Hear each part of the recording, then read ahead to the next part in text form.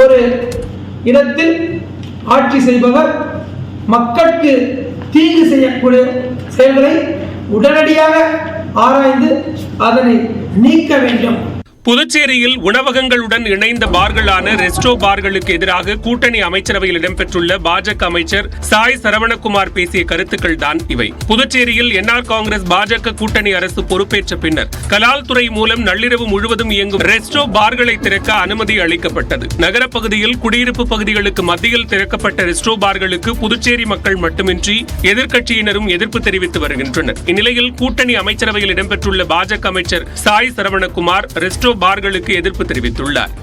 எனக்கு தெரியாமலே அளித்த ரெஸ்டோ பார்களான தொண்டமானத்தம் கிறிஸ்ட் கல்லூரிக்கு எதிர்ப்புறமாக அந்த ரெஸ்டோ பாரையும் மற்றும் துத்திப்பட்டு மாதா கோயிலுக்கும் மீனாட்சி அம்மன் கோயிலுக்கும் இடைப்பட்ட இடத்தில் தந்த ரெஸ்டோ பாரையும் நேரடியாக அந்த இடத்திலிருந்து அப்புறப்படுத்த வேண்டும். துணைநிலை ஆளுநர் ராதாகிருஷ்ணனை சந்தித்து ரெஸ்டோ பார்களை அகற்ற வேண்டும் என்று கோரிக்கை விடுத்ததாகவும் உடனடியாக மாற்றித் தருவதாக உறுதியளித்ததாகவும் சாய் சரவணகுமார் வெளியிட்டுள்ள வீடியோவில் தெரிவித்துள்ளார்.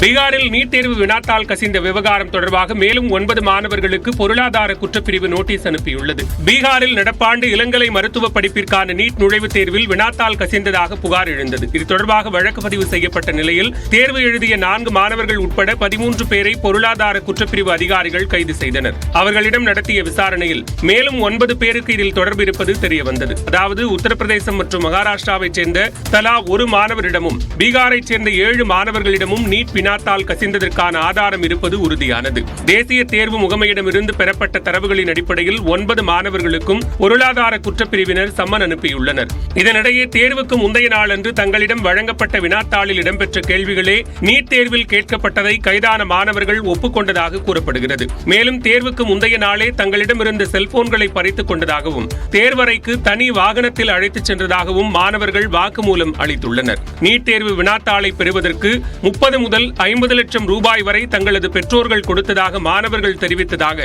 பொருளாதார குற்றப்பிரிவு டிஐஜி மனோஜித் சிங் தில்லோன் கூறியுள்ளார். ஜம்மு காஷ்மீரில் தீவிரவாத தாக்குதலை தடுப்பதற்கான நடவடிக்கைகள் குறித்து மத்திய உள்துறை அமைச்சர் அமித்ஷா ஆலோசனை நடத்தினார். காஷ்மீர் பள்ளத்தாக்கில் பயங்கரவாதத்தை ஒழித்ததை போன்று ஜம்முவிலும் புதுமையான முறையில் செயல்படுமாறு உயர்மட்ட ஆலோசனைக் கூட்டத்தில் மத்திய உள்துறை அமைச்சர் அமித்ஷா அறிவுறுத்தியுள்ளார். ஜம்மு காஷ்மீரில் அண்மையில் நிகழ்ந்த பயங்கரவாதிகள் தாக்குதல் மற்றும் அமர்நாத் யாத்திரைக்கான ஏற்பாடுகள் குறித்து டெல்லியில் உயர்மட்ட ஆலோசனைக் கூட்டம் நடைபெற்றது. மத்திய உள்துறை அமைச்சர் அமித்ஷா தலைமையில் நடைபெற்ற இந்த கூட்டத்தில் தேசிய பாதுகாப்பு ஆலோசகர் அஜித் தோவல், ஜம்மு காஷ்மீர் துணைநிலை ஆளுநர் மனோஜ் சின்ஹா, ஓய்வு பெறவுள்ள ராணுவ தலைமை தளபதி மனோஜ் பாண்டே மற்றும் புதிதாக நியமிக்கப்பட்டுள்ள உபேந்திர திவேதி ஆகியோர் கலந்து கொண்டனர். இக்கூட்டத்தில் காஷ்மீர் பள்ளத்தாக்கில் செயல்படுத்திய ஆக்கிரமிப்பு மற்றும் பயங்கரவாத ஒழிப்பு திட்டத்தை ஜம்முவிலும் புதுமையான முறையில் செயல்படுத்தி பயங்கரவாதத்தை ஒழிக்க அமித்ஷா அறிவுறுத்தியதாக மத்திய உள்துறை அமைச்சகம் தெரிவித்துள்ளது.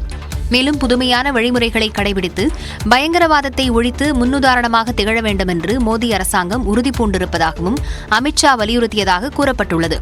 அனைத்து பாதுகாப்பு அமைப்புகளும் ஒருங்கிணைந்து இலக்கை நோக்கி செயல்பட வேண்டும் என்று அமித்ஷா அறிவுறுத்தியதாக மத்திய உள்துறை அமைச்சகம் குறிப்பிட்டுள்ளது.